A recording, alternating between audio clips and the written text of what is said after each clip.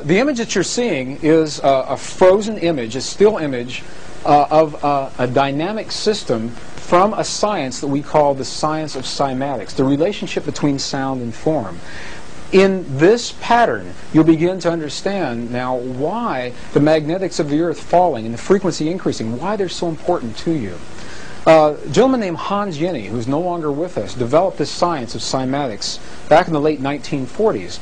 And essentially what he said is this: for every vibration, whether it's an audible sound or an inaudible frequency, for every audible or every pattern of vibration as it's projected into some media, some form of matter, there will be a predictable, repeatable, consistent pattern. And when the vibration changes, that pattern changes. And when the vibration goes back to what it was, the pattern goes back to what it was. Well, what I'd like to do now is show you a series of cymatic images so that you can see this with your own eyes, so that you can feel this with your body. There's a body resonance that I'd like for you to have before we move forward with this discussion.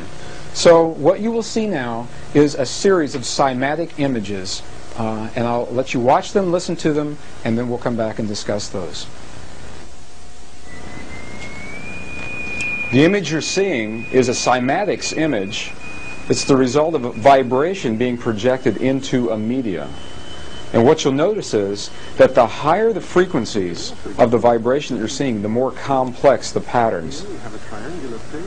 As you watch carefully, you'll see these patterns will become more and more complex, resulting or being the result of increasingly complex and higher frequencies.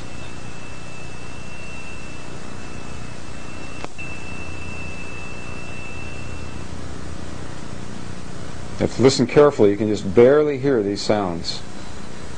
See how much more complex this image is as a result of the higher frequency.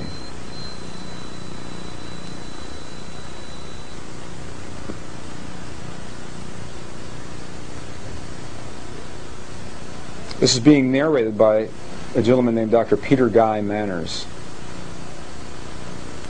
And you'll hear Dr. Manners' voice throughout as we see these different cymatics images. These sounds are being projected into a media of lycopodium. It is the spore of the mugwort plant. And it's the lycopodium, the particles of lycopodium that you're seeing in motion throughout. Now in this particular image, watch what happens as the frequencies increase. If you were to look at a single particle, it would look like it was in chaos, and when you back off and look at the overall particles, you see there is a very high order.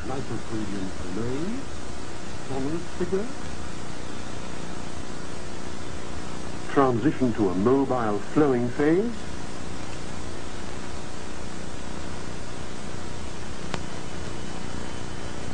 And back again to the figure.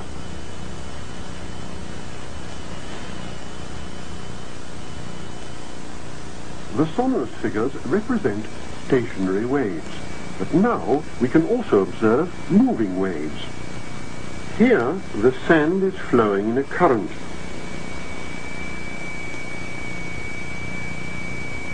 Now look at the rotational effect that you're seeing here. As the frequencies increase, the system responds through rotation. And you'll see this very well in the next few seconds. When the wavelengths are short, these currents produce a rotary effect. Areas become defined in which the particles are actually rotating. Now look at this. If you did not know any better, you may believe that you are looking at an image of interstellar space through a telescope. These look like galaxies. What is it that drives the rotational effect in our galaxies? What is it that drives the rotation of the planets? What is it that drives and impacts the rotation of Earth?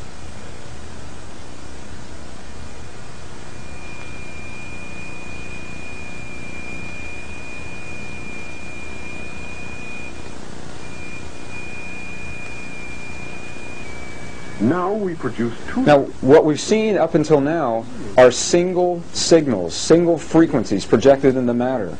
And what you're seeing here now are interference patterns of two or more frequencies resulting in a pulse. The pulse of the human heart, the pulse that drives the blood through the veins in your bodies. What is your heart responding to? Where does that pulse come from? These systems look almost alive. Simply the result of vibration. When the vibration stops, the patterns stop.